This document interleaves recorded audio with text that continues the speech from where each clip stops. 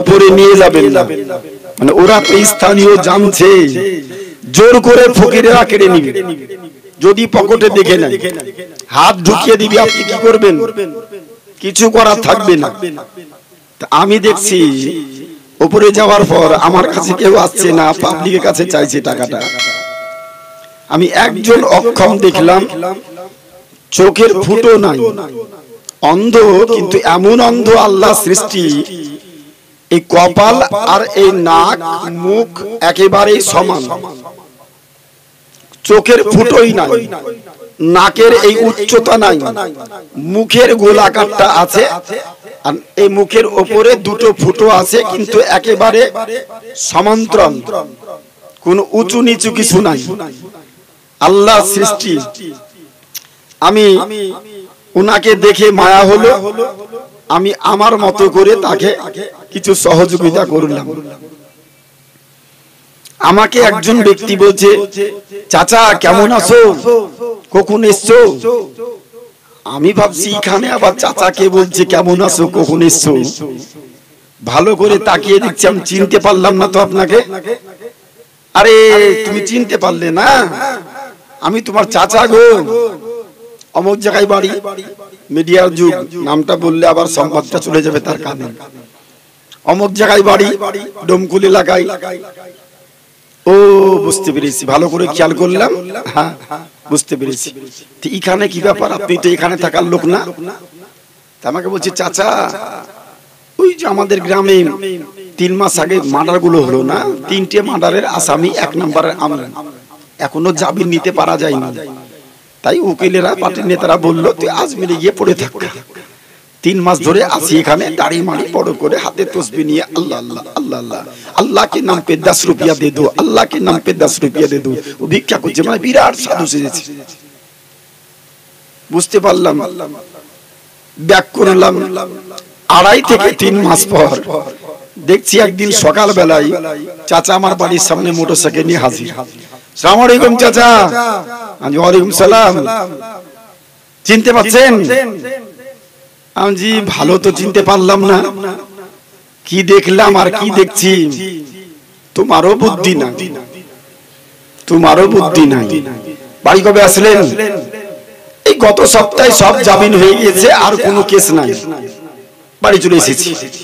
তো ওখানে দেখলাম দাড়ি টুপি, হাতে তসবিহ, বড় পাঞ্জাবি, আর এখানে দেখছি আগের মতো আবার প্যান্ট শার্ট, দাড়ি গোপ কিছুই নাই, সবকে সাইজ করে দিয়েছেন। তোমারও বুদ্ধি নাই। আমি কি ওই নাকি? আমি যেমন ছিলাম তেমনই আছি, শুধু সেজে ছিলাম পুলিশের ভয়। কথা বুঝতে পারছেন?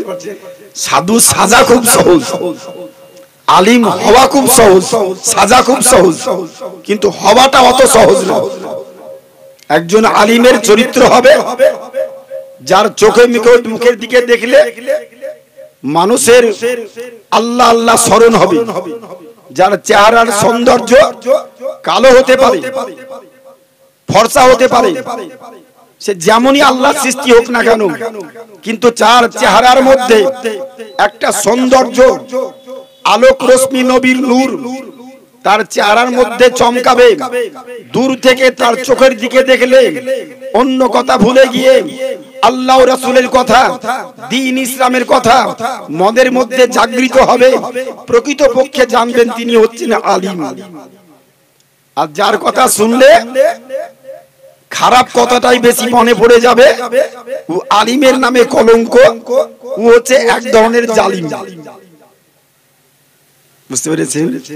সাধু সাজা খুব সহজ, হওয়াটা কিন্তু অত সহজ না। প্রসঙ্গগত বলতেছিলাম, আপনার কাছে আমার প্রশ্ন, এত বড় করে গীতাঞ্জলি কাপড় দিয়ে স্টেজ সাজিয়েছেন, মাইক্রোফোন লাগিয়েছেন, এত সুন্দর স্টেজ করেছেন, কে দ্বারা সুন্দর আরাম একটা চেয়ার রেখেছেন বক্তার জন্য, এই বেলুন দিয়েছেন, ফুল সাজিয়েছেন, কোরআন হাদিসের আলোকে এই রকম স্টেজ সাজিয়ে টাকা খরচ করে জালসা করা জায়েজ না না জায়েজ? কোনদিন কেউ ফতোয়া জিজ্ঞেস করেছেন? কোন আলিম ওলামা বলেছে? না। সব প্রশ্ন জিজ্ঞেস করেন, এটা করেননি কেন? কথাই কথাই বলছে যেটা আপনি করছেন সহি হাদিসে আছে তো, এটা কোনদিন পাবলিক জিজ্ঞেস করেনি? এত টাকা খরচ করে ভীমপুরে মানুষ জালসা করছে, এই এত টাকা খরচ করে জালসা করা জায়েজ না না জায়েজ? করেছে না, পাবলিকও করেনি, আর আমরাও উত্তরটা দিই না। যদি এদিক ওদিক একটু থাকে তাহলে আমাদের ব্যবসায় লস চলে যাবে, তাই না? আমরা বলিনি। আজ থেকে ১৫০০ বছর পূর্বে নবী আমার মক্কা জীবন ত্যাগ করে আল্লাহর হুকুমে ১২ বছর মক্কার মাটিতে ইসলাম প্রচার করে মানুষ যখন ইসলাম গ্রহণ কেউ করছে না, অত্যাচারের সীমা যখন বাড়িয়ে দিয়েছে, অত্যাচারে অতিষ্ঠ হয়ে আল্লাহ পাক বললেন, নবী গো তুমি মক্কা থেকে মদিনায় হিজরত করো। নবী আমার 52 বছর বয়সে, 48 বছর বয়সে নবী পাকের মেরাজ হলো, নামাজ ফরজের বিধান হলো, ইসলামের স্তম্ভ 5টি, কলেমা, নামাজ, রোজা, হজ, যাকাত। ইসলাম কবুল করার পর সার্বিকভাবে ছোট বড় সকলের জন্য আবশ্যক পালনীয় ফরজ ইবাদত হচ্ছে নামাজ। নামাজ কারো জন্য মাপ নাই। 48 বছর বয়সে নামাজ ফরজ হলো, 40 বছর বয়সে নবুয়তের এলান করলেন, কোরআন নাজিল হলো। মক্কার মাটিতে শুধু নামাজের ফরজের বিধান ছিল, আজান প্রথা ছিল না। নামাজের সময় হলে উঁচু পাহাড়ে উঠে ঘন্টা বাজানো হতো, শাক বাজানো হতো, ডং ডং ডং ডং ডং ডং ডং আকারে লোহার ঘন্টা বাজানো হতো, এক মুখো ঢোল বাজানো হতো। মানুষজন বুঝে নিত নামাজের সময় হয়েছে, একত্রিত হয়ে যারা ইসলাম কবুল করেছিল তারা নামাজ পড়তো। 52 বছর বয়স, মক্কা থেকে মদিনায় হিজরত করছেন। সওয়ারিতে চেপে মদিনা শরীফে নবী হাজির হলেন। মদিনায় যাওয়ার পর 11 বছর মদিনায় ছিলেন। মক্কার মাটিতে 87 খানা সূরা অবতীর্ণ হলো। মদিনার মাটিতে 27 খানা সূরা অবতীর্ণ হলো। মদিনার মাটিতে যাওয়ার পর নবী পাক কার বাড়ির মেহমান হলেন? নবী পাক যখন মদিনা মাকামে ওয়াদা, মদিনা ঢোকার পূর্বে একটা উঁচু টিলা পাহাড়ি এলাকা, ওখানে মানুষের বসবাস ছিল। জায়গার নাম ছিল ওয়াদা। ওয়াদা ওই মহল্লায়, ওয়াদা মহল্লার যারা অধিবাসী নবীকে দেখার পর বাড়ি থেকে বের হয়ে ছোট বড় ছেলে মেয়ে সকলেই নিজের কাপড়, ওড়না, জামা কাপড় ছিঁড়ে পতাকা তৈরি করে নবীর আগমনের খুশিতে গোটা মদিনার অধিবাসী ছোট বড় সকলে জৌলুস মিছিল বের করে সবাই একটা কথাই বলেছিল, ইয়া মুহাম্মদ ইয়া রাসূলুল্লাহ, ইয়া মুহাম্মদ ইয়া রাসূলুল্লাহ, ইয়া মুহাম্মদ ইয়া রাসূলুল্লাহ। আগমনে খুশিতে নবী পাক গিয়েছেন মদিনার মাটিতে। নবী পাক, ও নবী পাক, যিনি মদিনাতে যাওয়ার পর 11 বছরের মধ্যে 3 খানা মসজিদ তৈরি করেছিলেন। কখানা? 3 খানা মসজিদ তৈরি করেছিলেন। কার বাড়িতে মেহমান হবেন, ওনার সবারই যানবাহনটা উনি চেপে আছেন। মদিনার লোকেরা বলল, হুজুর আপনি আমাদের বাড়িতে আসুন, আমার বাড়িতে আসুন, আমার বাড়িতে আসুন, আমার বাড়িতে আসুন। সবাই মেহমান করার জন্য ব্যস্ত। নবী আমার বললেন, দেখো আমি যদি আত্মীয়তা সূত্রে নানার দেশ এসেছি, আত্মীয়তা সূত্রে যদি আসতাম, আমার যারা আত্মীয় তাদের বাড়ির মেহমান হতাম। আমি আজকে আত্মীয়তা সূত্রে মক্কা থেকে মদিনায় আসিনি, আল্লাহর হুকুমে আল্লাহ আমাকে পাঠিয়েছেন। আমি কারো বাড়ির মেহমান হব না। আমি যানবাহনে চেপেছি, আমার যানবাহনটা যেই বাড়ির সামনে গিয়ে দাঁড়াবে আমি ওই বাড়ির মেহমান হব। জোরে বলুন সুবহানাল্লাহ। আমি ওই বাড়ির মেহমান হব, আমি আত্মীয়তা সূত্রে এখানে আসি নাই। হযরত আইয়ুব আনসারীর বাড়ি। সওয়ারি থেমে গেল, নবী পাক নামলেন। নামার পরে পরে নামার পরে পরে আসরের সময় 4 রাকাত ফরজ নামাজ পড়লেন। তখন তো মদিনার মানুষ বাহ্যিকে ইসলাম কেউ কবুল করেনি, তাই না? ইসলাম কেউ কবুল করেনি। নবীর আগমনে দলে দলে মদিনার লোকেরা ছুটে আসলো, কালেমা তাইয়্যিবা লা ইলাহা ইল্লাল্লাহু মুহাম্মাদুর রাসূলুল্লাহ পাঠ করে ইসলাম কবুল করতে আরম্ভ করলো। আইয়ুব আনসারীর বাড়ির বারান্দায় নবী মসজিদ তৈরি করলেন। ওই মসজিদের নামটা ছিল মসজিদে কুবা।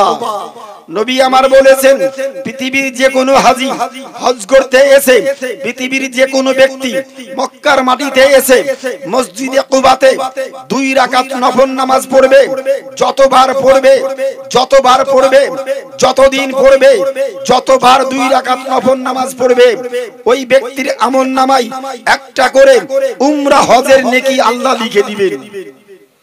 নবী পাকের জীবনের প্রথম মসজিদ, ওখান থেকে বানু সালিম গোত্রে গেলেন, ওখানে মসজিদ তৈরি করলেন। 3য় নাম্বার মসজিদ মসজিদে নববী। ও মসজিদে নববী, পৃথিবীর যে কোনো মসজিদে 1 লক্ষ রাকাত নামাজ পড়া, কাবা বাইতুল্লাহতে গিয়ে 1 রাকাত নামাজ পড়া, পৃথিবীর যে কোনো মাটিতে 50 ওয়াক্তের নামাজ পড়া, আর মদিনা শরীফের মসজিদে গিয়ে 1 রাকাত নামাজ পড়া সম পরিমাণ নেকি। একবার মহব্বতে বলা যাবে না সুবহানাল্লাহ? সুবহানাল্লাহ, সুবহানাল্লাহ। 50 ওয়াক্ত নামাজ আর মদিনার মসজিদে এসে 1 রাকাত নামাজ পড়া সম পরিমাণ নেকি। আজকের দিনে কিছু ইউটিউবার এপার বাংলার ওপার বাংলার কিছু ভুইফোর বক্তার আমদানি ঘটেছে, আইরেট মৌলবীর আমদানি ঘটেছে।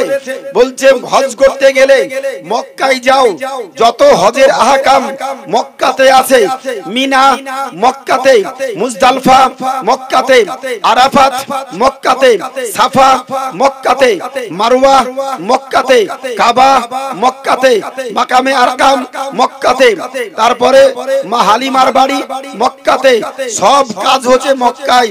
হজ করতে গেলে মদিনা যাওয়ার দরকারই নাই, মদিনা না গেলেও হজ হয়ে যাবে। কিন্তু 1500 বছর পূর্বে আমার নবী, আপনার নবী, বিশ্ব নবী আমার বলেছেন, মান হাজ্জাল বাইতা আবিই তামারা ওয়ালাম ইয়াহজুর ফিল মদিনা, যেই ব্যক্তি হজ করলো, উমরা করলো, আমার মদিনা শরীফে হাজির হলো না, আমার রওজা শরীফ জিয়ারত করলো না, ওই ব্যক্তি জানো আমার উপরে জুলুম করলো, আমার উপরে অত্যাচার করলো। আর যে ব্যক্তি নবীর উপরে জুলুম করলো, ওর জুলুম করার কারণে তার হজ আল্লাহর নিকটে কবুল হবে না, কবুল হবে না। সংক্ষিপ্তকরণে কথা বলে যাই, মদিনায় যাওয়ার পর 2য় বছর 2য় হিজরিতে বিকালের সময় মসজিদে নববীতে আসরের নামাজ পড়ার পর 28 জন মুক্তাদি, ইমাম হচ্ছে রাসূলুল্লাহ, ইমাম রাসূলুল্লাহ, মুক্তাদি 28 জন। নবী পাক দাঁড়িয়ে গেলেন, সালাম ফিরানোর পর দাঁড়িয়ে যাওয়ার পরে বলছেন, জাজ্জিনু মাজালিসাকুম, তোমরা তোমাদের মজলিসকে সাজাও, মজলিসকে সাজাও। এই যে আপনি সাজিয়েছেন, সাজানোর দলিলটা দেওয়ার জন্য কথাটা আমি বললাম, কথা বুঝতে পেরেছেন? তোমরা তোমাদের মজলিসকে সাজাও। সাদ বিন ওয়াক্কাস, বিখ্যাত সাহাবী রাসূল, নবী আমার জীবদ্দশায় 10 জন ব্যক্তিকে জান্নাতের সার্টিফিকেট দিয়েছিলেন। তার মধ্যে 8ম নম্বরে যার নাম নবীর মুখ দিয়ে প্রকাশ পেয়েছিল, ওই ব্যক্তির নামটা ছিল হযরতে সাদ বিন ওয়াক্কাস। নবী বলেছিলেন, তুমিও জান্নাতি। একটা ঘটনা মনে পড়ে গেল, নবী আমার মদিনার মাটিতে, মদিনার মাটিতে সফরে থাকতেন, বাড়িতে থাকতেন, বিভিন্ন গ্রাম টহলদারি করতেন দ্বীন ইসলাম প্রচার প্রসারের স্বার্থে। হযরতে বেলাল হাবশী বলেন, নবীকে সন্ধান করার জন্য, নবীকে খোঁজ করার জন্য আমার কোনোদিন প্রয়োজন হলে নবীর সঙ্গে কথা বলবো, নবীর সঙ্গে সুখের দুঃখের গল্প করব, এটা প্রয়োজন বোধ মনে করলে আমি প্রথমত নবী পাকের বাড়িতে যেতাম। নবী আছে? নাই। ভিতর থেকে শব্দ হতো, বাড়িতে নাই। মসজিদে নববীতে দেখতাম, নবী নাই। বিলাল বলেন, আমি দুটো জায়গা দেখার পরে আর মদিনার কোন লোককে জিজ্ঞেস করতাম না নবী গেছেন কোথায়। জোরে বলুন সুবহানাল্লাহ। নবী গেছেন কোথায় আমি কাউকে জিজ্ঞেস করতাম না। কি করতাম তাহলে? কি করতাম?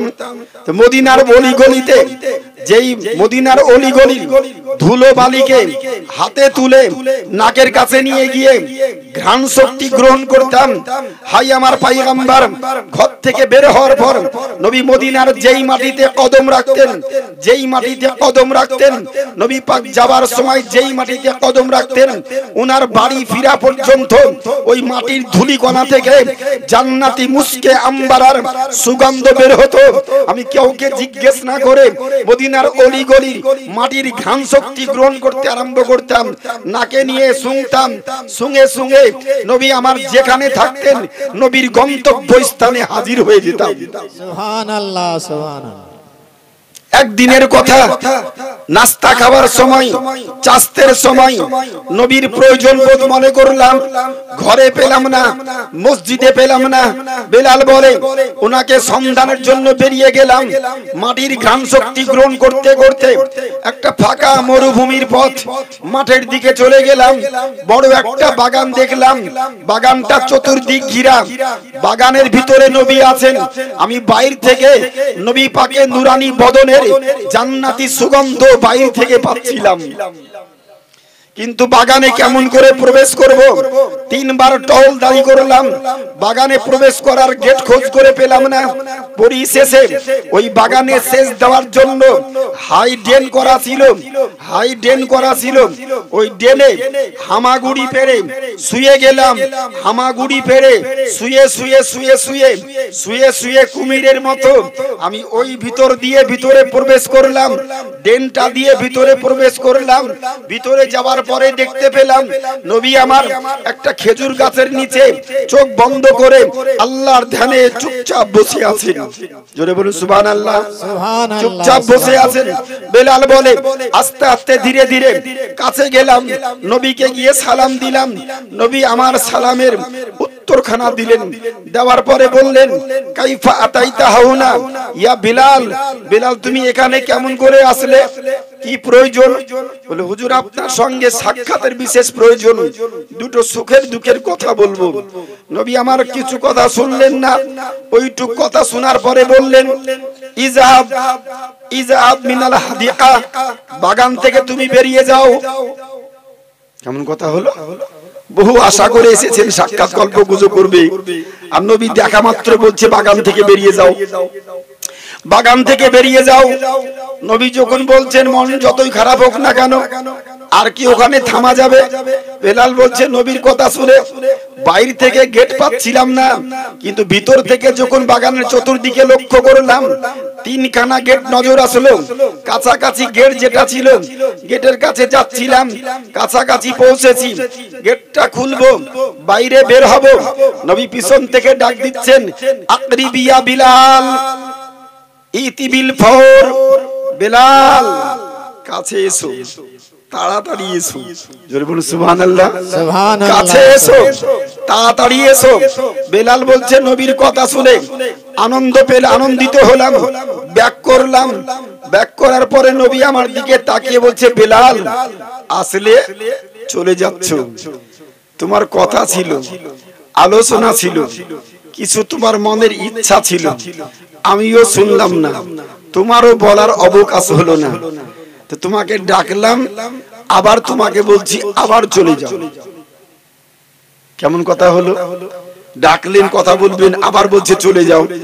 আবার যখন কদম তুলেছেন থামো, আমি রাসূলুল্লাহ কে, আমাকে আল্লাহ কি পাওয়ার দান করেছেন, তোমাকে আসতে বললাম যেতে বলছি। জি হুজুর। বাগান থেকে বের হওয়ার পর তোমাকে আজকে আমি একটা শুভ সংবাদ দিচ্ছি। বলুন ইয়া রাসূলুল্লাহ। বাগান থেকে বের হওয়ার পর যেই ব্যক্তির সঙ্গে তোমার সাক্ষাৎ হবে তাকে দেখা মাত্রই তুমি বলবে নবী বলেছেন তুমি জান্নাতি। সুবহানাল্লাহ সুবহানাল্লাহ। বিলালে হাবশি বলছেন আল্লাহ, বাগান থেকে বের হওয়ার পর মরুভূমি এলাকা, বহু কাফের বেদিনদের বসবাস, চন্দ্র পূজারীর বসবাস, পাথর পূজারীর বসবাস, সূর্য পূজারীর বসবাস, হনুমান পূজারীর বসবাস, বানর পূজারীর বসবাস, চন্দ্র সূর্য পূজারীর বসবাস, আগুনের পূজারীর বসবাস। কার সঙ্গেই বা সাক্ষাৎ হয়? যার সঙ্গে সাক্ষাৎ হবে তাকে আমাকে বলতে হবে তুমি জান্নাতি। কার সঙ্গে বা সাক্ষাৎ হয়? বড় ভাবনা ব্রেনের মধ্যে ছিল। নবী আমার বলছেন, ইয়া বেলাল লা তাহজান, বেলাল চিন্তা করো না। জোরে বলুন সুবহানাল্লাহ। বেলাল চিন্তা করো না। ইযহাবিল মিনাল মাহাদিকা, বাগান থেকে বেরিয়ে যাও। বলে বাগান থেকে বেরিয়ে গেলাম। কার সঙ্গে সাক্ষাৎ? কার সঙ্গে সাক্ষাৎ? বেলাল একটু পরে বলছে, ইয়া রাসূলুল্লাহ, প্রথম ব্যক্তিকে বলবো তুমি জান্নাতি, নবী বলেছেন। তারপর কি করব? সুম্মা আবসিরুকা বিল জান্নাহ, তারপরে যার সঙ্গে সাক্ষাৎ হবে বলবে তুমিও জান্নাতি। বেলাল জোশে পড়ে বলছে, তারপর ইয়া রাসূলুল্লাহ? বলে তারপর যার সঙ্গে সাক্ষাৎ হবে বলবে তুমিও জান্নাতি। তারপর ইয়া রাসূলুল্লাহ? তারপর যার সঙ্গে সাক্ষাৎ হবে বলবে তুমিও জান্নাতি। তারপর ইয়া রাসূলুল্লাহ? তারপর যার সঙ্গে সাক্ষাৎ হবে বলবে তুমি জান্নাতি। বেলাল তারপর বলে যায়, আর নবীও জান্নাতের শুভ সংবাদ দিয়ে যান। সুবহানাল্লাহ, সুবহানাল্লাহ। বেলাল হঠাৎ করে মুখটা বন্ধ। আল্লাহ, একটা নিয়ে তো বেনে আমার ঘুরপাক খাচ্ছিল, কি বলবো, কাকে বলবো। জোশে পড়ে আমিও জিজ্ঞেস করলাম, কটা হলো খেয়াল নাই? 1 2 3 4 5 6 7 8 9 পর্যন্ত হয়ে গেছে বলা। ভাবছে একটা নিয়ে তো আমার বেনটা ঘুরপাক খাচ্ছিল, কি করব না। 9 পর্যন্ত জোশে বললাম, নবীও 9 পর্যন্ত জোশে বলে দিলেন তুমি বলে দিবে 9 নম্বরও জান্নাতি। এবার কি হবে? বেলাল ভাবছে এক, আর নবী ভাবছেন আলাদা। নবী আমার বলছেন, ইয়া বেলাল লা তাহজান ওয়া ইয়াকা আখিরুল জান্নাহ। বেলাল চিন্তা করো না, চিন্তা করো না, আর তোমার কারো সঙ্গে সাক্ষাৎ হবে না। জোরে বলুন সুবহানাল্লাহ, সুবহানাল্লাহ। আর কারো সঙ্গে সাক্ষাৎ হবে না। 10 নম্বরের তুমিও জান্নাতি, আমি রাসূলুল্লাহ বলছি। সুবহানাল্লাহ, সুবহানাল্লাহ। বেলাল বলে, মনটা খারাপ করে বাগান থেকে বের হলাম, দেখি কার সঙ্গে সাক্ষাৎ হয়। সাহাবায়ে কেরাম দেখছেন সকাল থেকে দুপুর পর্যন্ত নবী বাড়িতে নাই। কোথায় গেলেন? কে কোন জায়গাতে আক্রমণ করলো নাকি আমরা দেখতে পাচ্ছি না কেন? গোটা মদিনার মাটিতে একটা হইচই শুরু হয়েছে। নবীর নিখোঁজের কথা প্রত্যেকের মানুষের কানে কানে পৌঁছে গিয়েছে। নবী গেছেন কোথায়? ফজরের পর বেরিয়ে গিয়েছেন, জোহরের সময় হয়ে গেল, নবীকে মদিনার কোনো জায়গাতে দেখা যায় না। সাহাবায়ে কেরাম হন্তদন্ত হয়ে চতুর্দিকে ছুটাছুটি করছে। বেলাল বলে, বাগান থেকে যখন বের হলাম প্রথম সাক্ষাৎ ঘটছে সাইয়্যিদনা আবু বকর সিদ্দিকের সঙ্গে। দ্বিতীয় সাক্ষাৎ ঘটলো উমারে ফারুকের সঙ্গে। তৃতীয় সাক্ষাৎ ঘটলো উসমান গানির সঙ্গে। চতুর্থ সাক্ষাৎ ঘটলো আলিয়ে মুর্তজার সঙ্গে। যে সেই দিনে বাগান থেকে বের হওয়ার পর যার সঙ্গে যেমন সাক্ষাৎ হয়েছিল তেমন পৃথিবীর মাটিতে নবী পাকের ইন্তিকালের পর ওই ব্যক্তিগুলো দ্বীন ইসলামের খলিফা হয়েছিলেন। খলিফা। সুবহানাল্লাহ, নারায়ে তাকবীর, আল্লাহু আকবার, নারে রিসালাত, ইয়া রাসূলুল্লাহ, মাসলাকে আলা হযরত, জিন্দাবাদ, নারায়ে তাকবীর, আল্লাহু আকবার। কে কে খলিফা হবে? আমার ইন্তিকালের পর 4 জন সাহাবীর মধ্যে বিতর্ক তৈরি হবে। ইসলামের খলিফা কে হবে? বিতর্ক তৈরি হবে। নবী আমার পূর্বেই ইন্তিকালের 8 বছর পূর্বে ওই দিনেই ইঙ্গিত করেছিলেন, যার সঙ্গে সাক্ষাৎ যেমন হবে আমার ইন্তিকালের পর বিনা বিচারে বিনা বাধায় তাকে তোমরা পর ইসলামের খলিফা নিযুক্ত করবে। সুবহানাল্লাহ। 9 নাম্বার পর্যন্ত বিলাল বলে দিয়েছে তুমি জান্নাতি, তুমি জান্নাতি। আর 9 নম্বরে কে ছিল? সাদ বিন ওয়াক্কাস। যেই কথাটা বলার জন্য এই কথাটা আমি নিয়ে আসলাম, নচেত এই ঘটনা বলার আমার মানসিকতা ছিল না। অনেক কথা আজকে বলবো ভেবে এসেছি, কিন্তু গলাতে কতটা পারবে কিনা। অনেকটাই উন্নতি হয়েছে মনে হচ্ছে, পারা যাবে। সাউন্ডটা অনেকটাই ক্লিয়ার হয়েছে মনে হচ্ছে, তাই না? প্রথম থেকে একটু ভালো হয়েছে মনে হচ্ছে, আশা করি বাকিটাও ঠিক হয়ে যাবে ইনশাআল্লাহ। 9 নাম্বার চিন্তা করছে, বলা হয়ে গেল। বেলাল এদিক ওদিক দেখছে, আর তো কেউ নাই। আমি কয়জনকে যে জান্নাতের সংবাদ দিলাম একবার গুনেও দেখলাম না।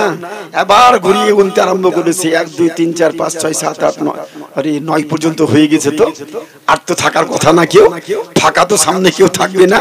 বেলাল ভাবছে কেউ যখন নাই এবার কি করব, নবী তো আমার কথা বলেছিলেন, কিন্তু নিজে নিজে কি বলা যায় যে আমিও জান্নাতি? জোরে বলো সুবহানাল্লাহ। এই কথাটা ভাবছিলেন, হঠাৎ ওইসি গায়েবী শব্দ কর্ণকুহরে নবী পাকের আওয়াজটা হঠাৎ করে ভেসে উঠলো, যেন নবী পাক বেলালে হাফসির কানে কানে বলছে, বেলাল চিন্তা করছো কেন? তুমি নিজে নিজে বলো আমি 10 নম্বরের জান্নাতি। সুবহানাল্লাহ, সুবহানাল্লাহ। আমি 10 নম্বরের জান্নাতি। বলা বাহুল্য বাবা জীবন। ও সাদ বিন ওয়াক্কাস নবী আসরের নামাজ পড়ালেন, দাঁড়িয়ে গিয়েছেন, বলছেন জাজ্জিনু মাজালিসাকুম, তোমরা তোমাদের মজলিসকে সাজাও। আচ্ছা, মজলিস সাজানো মানে? সাদ বিন ওয়াক্কাস বলছে, হুজুর ওটা তো বুঝতে পারলাম না, গরিবী এলাকা, মরুভূমি এলাকা, মজলিস আবার কেমন করে সাজাবো? একটা কথা আপনাকে জিজ্ঞেস করি, 30 বছর আগে আমাদের দেশে ছেলে মেয়ের বিয়ে হয়েছে, খানা পানি হয়েছে? জি। খানা কেমন হয়েছে বলেন তো? বাড়ির পিছনে আম বাগানে, বাঁশ বাগানে ধানের খড় বিছিয়ে, ত্রিপল বিছিয়ে দিয়ে মানুষ লাইন করে গোল করে বসেছে আর তৃপ্তি সহকারে আরাম করে খানা খেয়েছে, হয়নি? আজকের দিনে আমার মেয়ের বিয়ে, 500 লোককে নিমন্ত্রণ করলাম। আমি যেমন লোক তেমন তো নিমন্ত্রণ করব। আমার যেমন চামড়া চিকন আমি তেমন চামড়া চিকন লোককে জিয়াফত করব। 2 চাকা 4 চাকা 5 চাকা 6 চাকা আরো কোন চাকার লোককে জিয়াফত করেছি। সব লোকজন আসছে খানা খেতে। খানার সঙ্গে একদিকে খানা, অপর দিকে ব্যাগটাও ভারী আসছে, মানে মানপত্র যার যাওয়ার দেওয়ার ওটাও এসেছে। 4 চাকা 2 চাকা থেকে মানুষজন নামছে। সবাই বলছে, মুফতি সাহেব কোথায় বসার জায়গা করেছেন? আমি যদি বলি বাড়ির পিছনে চলে যান, বাঁশ বাগানে, আম বাগানে সবার বসার ব্যবস্থা আছে। লোকজন 4 চাকা থেকে নেমে এসে দেখছে খড় বিছানো আছে লম্বা লম্বি। আচ্ছা, খানা কেউ খাবে? বলবে তোমার খানা তুমি খাও। বলবে না তোমার খানা তুমি খাও। আচ্ছা, 30 বছর আগে খেয়েছে, আজ খাবে না কেন? তখনকার সময়ে পেটে চরম ক্ষুধা ছিল, খাবারেরও অভাব ছিল, মানুষ কিচ্ছু দেখেনি, শুধু পেট ভরে খেতে পারি আনন্দ। আর এখনকার সময় আল্লাহর রহমতে টাকা পয়সার অভাব আছে সবারই, কিন্তু খাবারের কারো অভাবটা নাই, আর পেটেও খিদে নাই। সকাল বেলায় 10টার সময় 100 গ্রাম চালের ভাত খেলে, আবার রাত্রি বেলাতে আমি সকাল 9টার সময় 1 চামচ চালের ভাত খাই। আর এখানে এসে এদের ছোট ছোট রুটি, আমি বললাম 2টোর বেশি খাবো না, কিন্তু আমার সেনাসিস এই হাফিজ সাহেবরা জোর করে বলে হুজুর খান, হুজুর খান। এই 3 খানা মনে হয় 3 খানা কি 4 খানা ছোট রুটি খেয়ে নিলাম, মনে হচ্ছে পেটটা ভার হয়ে গেছে। কারণ খাবারে হজম নেই, সবারই একই অবস্থা। খাবার ছিল, অভাব ছিল, পেটে চরম ক্ষুধা ছিল, অভাব নাই, পেটেও ক্ষুধা নাই। কারো বাড়িতে খানা খেতে গেলে আগেই 1 নাম্বার কাজ কি করছে? হ্যালো, আগামী 5 তারিখ মেয়ের বিয়ে, 500 খানা চেয়ার চাই, ডেকোরেশন 4 টেবিল চাই, প্যান্ডেল চাই, রান্না করার লোক চাই। বলছে না, ভালো সবজি মার্কেট করতে হবে, স্যালাড করতে হবে, ঠান্ডা আইসক্রিম দিতে হবে, দই দিতে হবে, নচেত আপনার খানা কেউ খাবেই না। আধুনিকতা হয়েছে, ওই ত্রিপল বিছিয়ে খানা এখনকার যুগে কেউ আর খাবে না। পূর্বর সময় খেয়েছে, আজ খাবে না। বলার বাহুল্য, বলার উদ্দেশ্য আমার এখানে কারো গল্প গুজব করি না কোনো মঞ্চে, আজও বলবো না। শিক্ষামূলক জ্ঞানমূলক কিছু বক্তব্য রাখবো, যার জন্য এই মঞ্চে আমি উঠেছি। দীর্ঘ সময় বলবো না, অল্প সময়ের মধ্যেই আমার বক্তব্যের সমাপ্তি ঘটাবো। আর সব শেষে সবাইকে রিকোয়েস্ট করবো, এ সুহানা মানজার পাগড়ি পরিধান করা হবে নবীর সুন্নাতে আমামা। এর উপরে গুরুত্বপূর্ণ কিছু হাদিস বলবো, যেটা শুনলেই আপনার ইমানের পরিবর্তন ঘটবে। নবী আমার বলেছেন, তাদারুসুল ইলমে সাআতা খায়রুম মিন আহইয়াহা। রাত্রি বেলাতে 1 ঘন্টা জ্ঞান চর্চা করা সারা রাত্রি নফল ইবাদতের থেকেও উত্তম। জোরে বলবেন না সুবহানাল্লাহ। সারা রাত্রি ধরে নফল ইবাদত করা, নফল নামাজ পড়া, সারা রাত্রি কোরআন তেলাওয়াত করার থেকে 1 ঘন্টা এই কোরআন হাদিসের আলোচনা শোনা, মজলিসে বসা, ওর থেকেও বেশি উত্তম হচ্ছে এটা। আল্লাহ পাক জানো আজকে রাত্রিটা সকলের জন্য সারা রাত্রি ইবাদত করার আমলনামায় নেকিখানা লিখে দেন। সবাই মহব্বতে বলি আল্লাহুম্মা আমিন। পূর্বর সময়ে যেমন ছিল পরিবর্তন ঘটেছে। আজকের দিনে নবী বলছে তোমরা মজলিসকে সাজাও, তখন যা ছিল সাহাবায়ে কেরাম সাজিয়েছেন, পরিবর্তন ঘটেছে। যুগের পরিবর্তনে যত লাখ টাকা খরচ করে প্যান্ডেল করে আপনি জালসা করুন না কেন, ওই দলিলেই এই লাখ টাকা খরচ করে প্যান্ডেল করা জায়েজ জায়েজ জায়েজ। নবী পাক আরেকটা কথা বলেছেন, জাগ্গিনু মাজালিসাকুম বিসসালাহ, তোমরা তোমাদের মজলিসকে সাজাও আমার প্রতি বেশি বেশি করে দরুদ এবং সালাম পাঠ করি। যেই মজলিসে দরুদ এবং সালাম পাঠ করা হয় ওখানে অগণিত ফেরেশতার আগমন ঘটে। নবী পাক বলেছেন যেখানে কোরআন ও হাদিসের আলোচনা হয়, আমার উপরে দরুদ এবং সালাম পাঠ করা হয়, ওই জায়গাটা অস্থায়ী জান্নাতের বাগান। আর ওই বাগানে থেকে যদি কোনো আল্লাহর বান্দা বান্দির ইন্তিকাল হয়, তার ইন্তিকালটা হবে জান্নাতি মরণ, শহীদের দরজা। সুবহানাল্লাহ। এই অস্থায়ী জান্নাতের বাগানে আমি আপনি সকলে অবস্থান করছি আজকে এই মুহূর্তে, নাও টাইমস। নবী পাক বললেন মান সাল্লা আলাইয়া সালাতান ওয়াহিদা, একবার কোন ব্যক্তি আমার উপরে মুহাব্বতে দরুদ সালাম পাঠ করলে আল্লাহ পাক তার আমলনামায় 10 খানা জান্নাতি রহমত বর্ষণ করেন। ওই বান্দার 10 খানা গুনাহকে maaf করে দেন, তার 10টা সম্মানকে আল্লাহ বাড়িয়ে দেন। দ্বিতীয় নাম্বার হাদিস, নবী আমার বলছেন ওমান সাল্লা আলাইয়া আশারু মাররাত ফাসাল্লাল্লাহু আলাইহি মিয়াতা আলফির রাহমা ইল্লা রাদাল্লাহু আলাইয়া রূহি ফারাদু সালাম।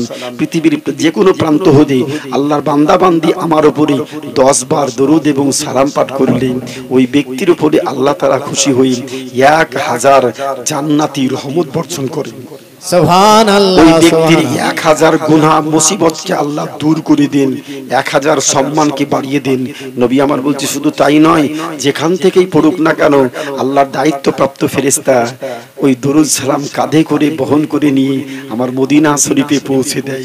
জোরে বলুন সুবহানাল্লাহ। যখন মদিনা শরীফে পৌঁছে দেয় আমি উম্মতকে চিহ্নিত করে দরুদ সালাম শুনি, সালামের উত্তরখানা ফেরেশতার মাধ্যমে আমার উম্মতের নিকটে আমি নবী আবার পাঠিয়ে উঠি।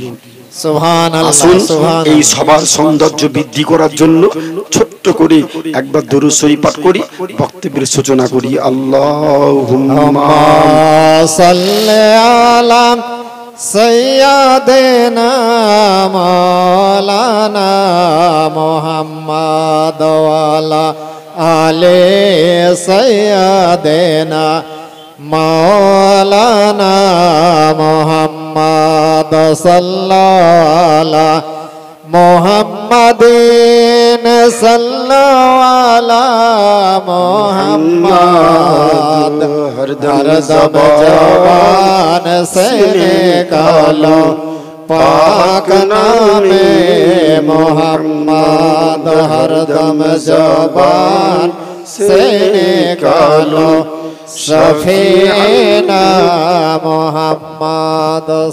মনোযোগ, খুব গুরুত্বপূর্ণ কথা। বক্তব্যের ভূমিকা করিনি, ভূমিকার পূর্বে একটা সাইড আলোচনা শুরু করেছিলাম। প্রশংসা মাত্র আল্লাহ, যিনি এক, অদ্বিতীয়, নিরাকার, নিরঞ্জন, ওয়াহদাহু লা শারীকা লাহ, অনাথের নাথ, বিশ্ব স্রষ্টা আল্লাহু রাব্বুল আলামিনের জন্য যাবতীয় প্রশংসা গুণকীর্তন আমরা সকলেই মহান স্রষ্টার শত সহস্র শুকরিয়া জ্ঞাপন করত। প্রত্যেকে মুহাব্বতে বলি আলহামদুলিল্লাহ। আলহামদুলিল্লাহ। আল্লাহ হচ্ছেন স্রষ্টা, আমরা হচ্ছি সৃষ্টি। স্রষ্টা হচ্ছে এক, সৃষ্টি হচ্ছে 18,000 মাখলুকাত। 18,000 মাখলুকাতের মধ্যে হতে উত্তম সৃষ্টি মানব জাতি। আমরা উত্তম সৃষ্টি মানব জাতি হিসাবে সব মানুষই আল্লাহর প্রশংসা করে, সবাই আল্লাহর প্রশংসা করে, কিন্তু সবার প্রশংসা আল্লাহ কবুল করেন না। সবাই প্রশংসা করে, সবার প্রশংসা কবুল করেন না। আমার